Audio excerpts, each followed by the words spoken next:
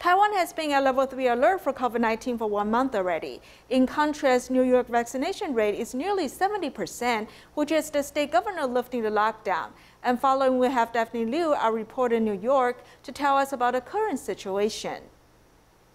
I am standing next to the public library in Flushing, Queens. In May of this year, vaccination stations like this one are available at a first-come, first-serve, no reservation required. In reality, there are 80 vaccination spots in New York City like this one, as President Biden hopes to achieve 70% of the vaccination rate, at least the first dosage, by July 4th, Independence Day. In the Asian community, the rate of those who have been vaccinated is over the average of those in New York City.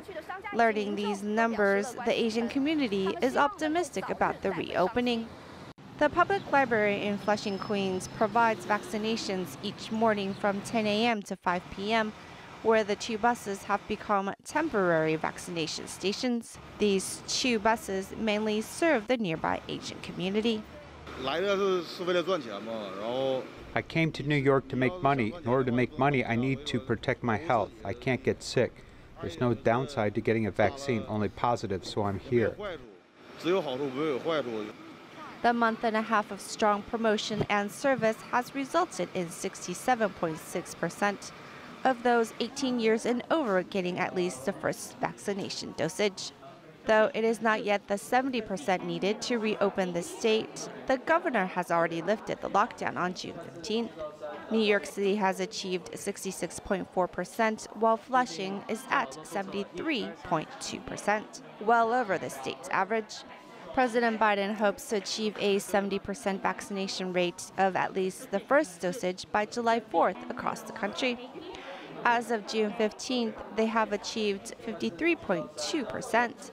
which means there is still a ways to go. If we achieve 70% vaccination, then our whole population will achieve immunity. We hope to get there in a few more months. Currently, the government is offering many programs to encourage people to get vaccinated. If you get a shot, there are rebates or tickets to games. There are lots of sponsors to get more people to get vaccinated.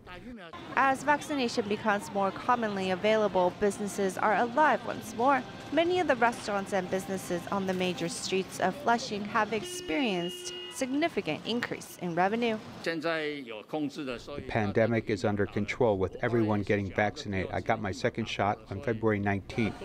Now there are many people out. In these 2 months, business has resumed to about 70 to 80%. In the past, it was only about 30 to 40%.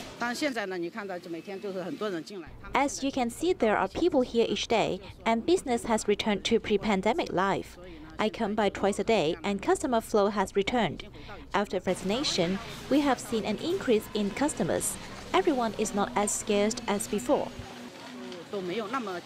Currently, restaurants in Flushing are opening up about 60%, while both public and private offices are also opening back up due to the rise in vaccination rate. In order to fully reopen the state, the Health Bureau also spent $1.6 million in advertising to encourage vaccination, which have yielded good results, it seems, as New York is ready to welcome the renewed life. Tzu-Chi New York chapter is slowly resuming community services, beginning with the mobile vision clinic at the end of May.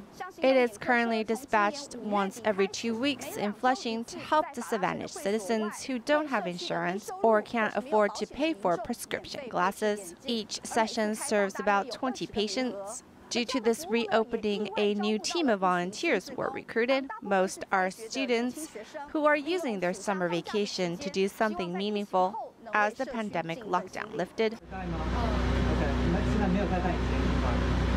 The familiar eye checkup begins as the mobile vision clinic opens its doors once more. The Tzu-Chi New York chapter has been serving the Asian community in Flushing since the end of May to help with free prescription glasses. Ms. Wong had severe myopia as a young adult, and then later on cataracts and presbyopia. She recently had surgery on her right eye, but it has not restored her vision, to which it is affecting her daily life.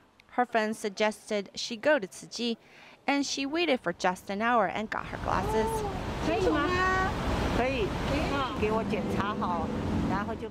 They checked my vision and gave me glasses. The doctors are very kind and explained things in detail. During the lockdown, many have stayed at home and used computers far more often than before. As the optometrist says, he's seen a decline in vision. This premier free clinic, held in a predominantly Chinese community, is to help those without eye insurance or those who need emergency glasses. Most of the patients that we saw today were on the older side, and most of the patients were here for pretty much reading glasses. Because of this whole COVID, because of this whole virus, everyone's been at home. No one's really been able to get out to make glasses.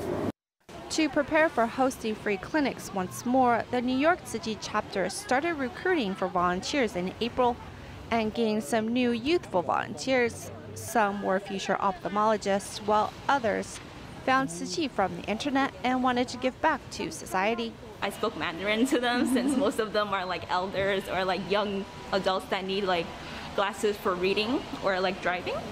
Yes, definitely. Coming next time too. Okay. For training also, and for the food pantry events and any other events that they let me know about. It's also great to interact with various patients from many different ages, and it's a great practice to train ourselves to be comfortable talking to patients. Before reopening, the mobile vision clinic also restarted to not only serve the people, but also inspire youth in the community.